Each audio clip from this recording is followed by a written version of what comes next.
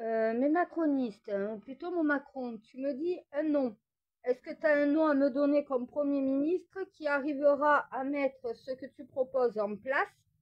Donc voilà, avec qui tu pourras travailler, au moins un minimum en respectant, j'adore, en respectant ton année sabbatique. Un nom.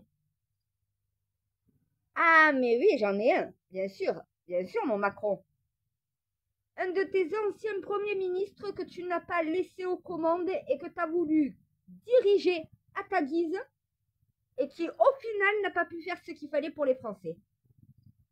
Mon Édouard Philippe, est-ce que tu es prêt à rentrer en mission et cette fois-ci à avoir les pleins pouvoirs? Si Macron te laisse faire et si tu es capable d'écouter les Français et d'appliquer la politique la plus juste, en tant que Premier ministre, ça devrait passer. Par contre, il faut que Macron arrête de faire du Macron. Il faut qu'il te laisse gérer, que tu n'appliques pas sa politique, mais tu appliques la politique des Français. Macron, je te propose quelqu'un d'horizon, quelqu'un qui a été un de tes ministres, que tu n'as malheureusement pas laissé aux commandes.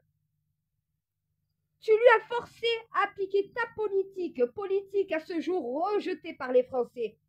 Mon Édouard Philippe, si toi t'as compris ce qu'il fallait faire, prends le pouvoir. Sois le Premier ministre.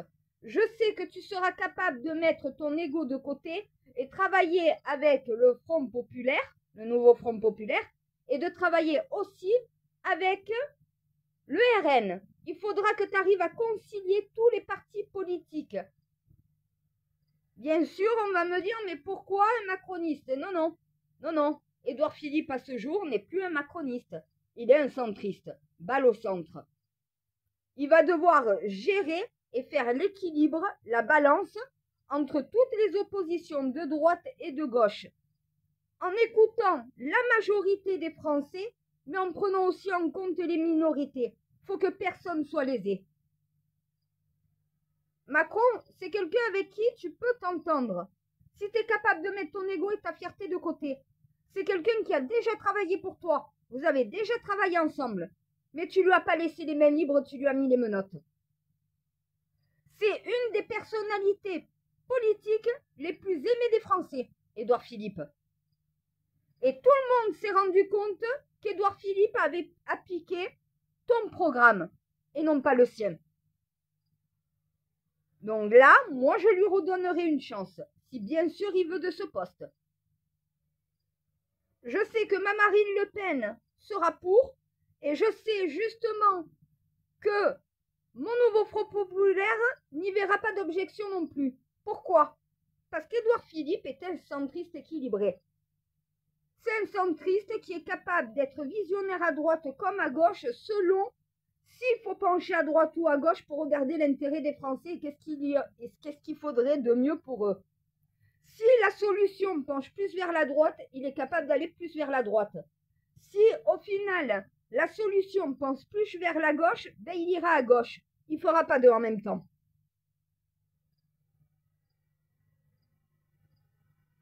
Édouard Philippe est capable, si tu lui laisses les mains libres, d'appliquer une véritable politique centriste qui met justement une égalité entre les volontés et les ambitions de gauche et les volontés et les ambitions de droite.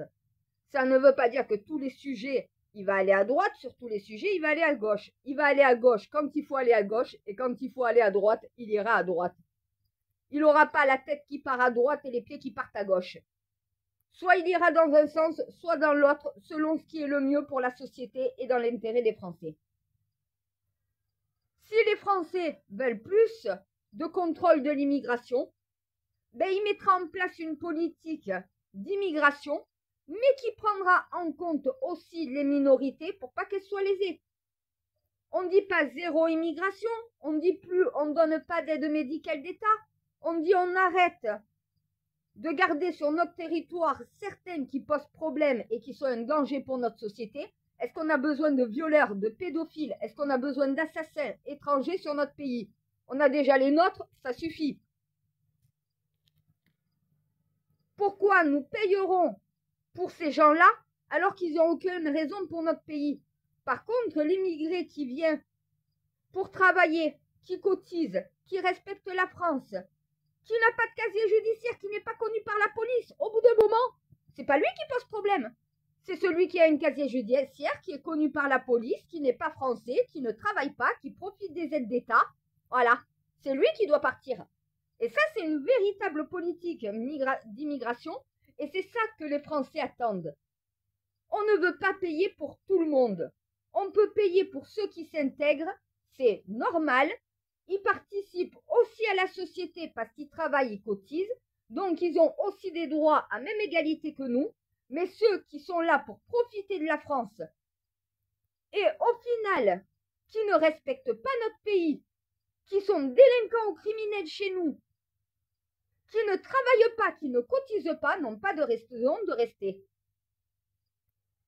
À un moment donné, ça c'est une politique migratoire équilibrée qui tient compte de la droite qui veut un stop à l'immigration démesurée, avec une politique de gauche qui veut quand même que des migrants qui s'intègrent, qui travaillent, qui cotisent, donc voilà, aient droit à des aides à même égalité que nous et droit au même respect que nous.